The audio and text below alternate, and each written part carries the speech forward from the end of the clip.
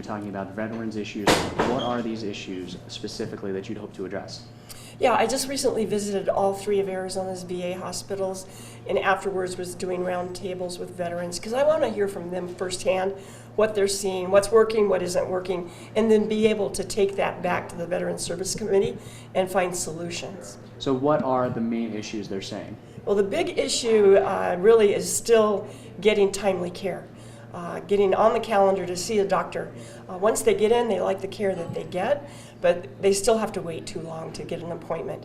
That's a big issue. And I always say delayed care is denied care. Okay. And how many more times do you plan on stopping in Tucson? Yeah, I hope quite frequently. You know, I went to school down here, I have family down here, love Tucson, so we'll let you know. Okay. Then Senator McCain sees his experience as a bonus. You see it as a liability. Why is that?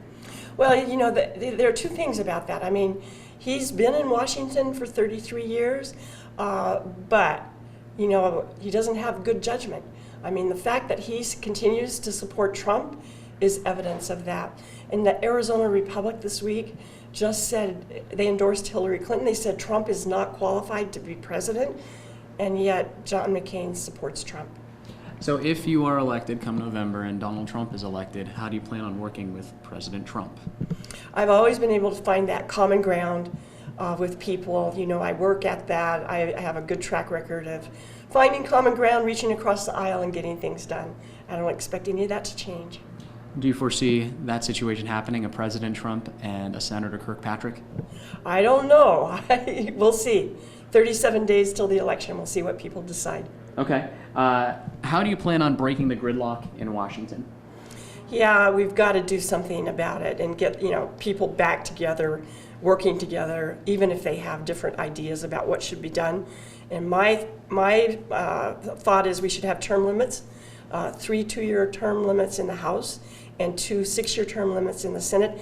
If you run those back to back, that's 18 years in Washington, D.C. That's enough. How many has McCain had? 33 years. Is that enough? That's enough. Okay. What makes this election unique, and what does it demand of a candidate? I see more women on the ballot this election than I think I've ever seen before. From the local races at school board, legislative races, you know, all the way up the ticket.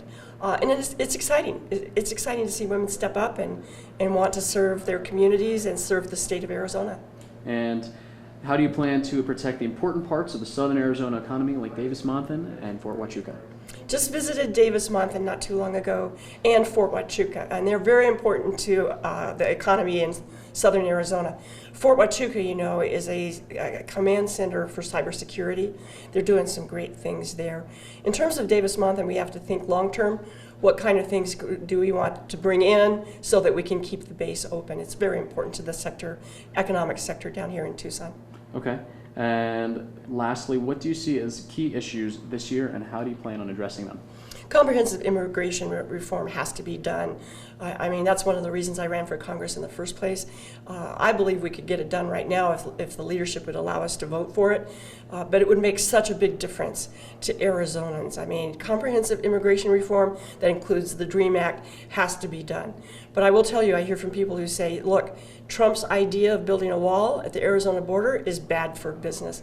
But deporting 12 million people, that's personal to a lot of people in Arizona. And actually, just to today's event, this is actually the last one. What do you think you're going to get out of it? What do you plan on hearing from this group of veterans? We brought, you know, there's no set agenda today. We brought veterans together. Whatever they want to talk about, I just want to be there and listen and think of solutions. Okay, great. Thank you. Thanks again for doing this. All right, no problem.